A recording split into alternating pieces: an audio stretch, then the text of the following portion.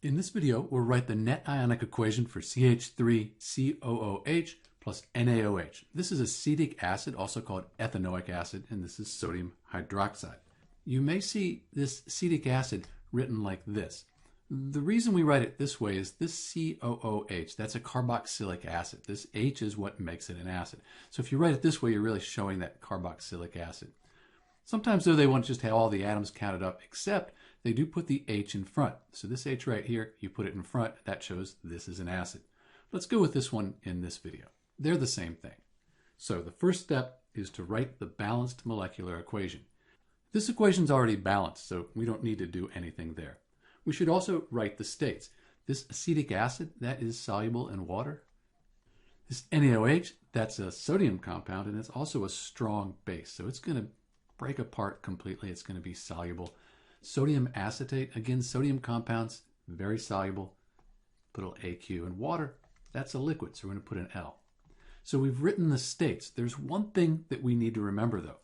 This is aqueous. It will dissolve, but because it's a weak acid, it's not going to split apart. So weak acids, they don't dissociate into their ions. So we'll keep this together. A strong base, though, will break that apart. It's going to dissociate. So we have the states.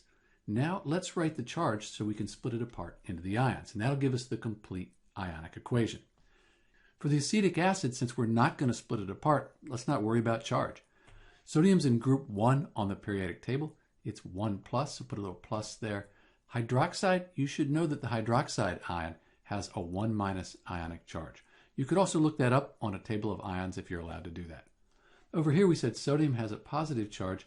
This is the acetate ion, and we can look that up. Let's actually look this one up here on a table of common polyatomic ions, and the acetate ion is right here, and it has a negative charge. It kind of makes sense, these balance out. Water, it's a liquid, so we don't split that up. So now we can split everything up, and that'll give us the complete ionic equation. So we didn't split this because it's a weak acid, CH3. And I'm not going to write the states after each one.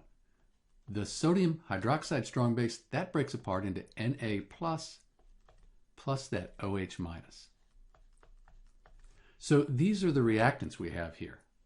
On the product side, we said this sodium acetate is soluble, so we have our Na plus that's going to break apart into its ions, and then we have our acetate ion, that's C2H3O2. And sometimes they'll write that as CH3COO with the negative sign. Probably should have done that to be consistent, but we'll go with this. Plus, we have H2O. We said that was a liquid. So we have the complete ionic equation. Now we can cross out the spectator ions. These appear on both sides. They'll be the same on both sides. The only thing that's the same on both sides is the sodium ion. Here we have it on the reactants and the products, so we can cross it out. These are different. We have a neutral molecule here. This is an ion, very different. This hydroxide is different than water. So this is the net ionic equation. Let's clean this up. So this is the net ionic equation. I did add the states in, and I'm going to change this to make it more compatible with this here. So chemically, this hasn't changed. I just put it in a format to kind of correspond with the acetic acid. So you have the acetic acid, the acetate ion. This is Dr. B with the net ionic equation for CH3COOH plus NaOH, acetic acid plus sodium hydroxide. Thanks for watching.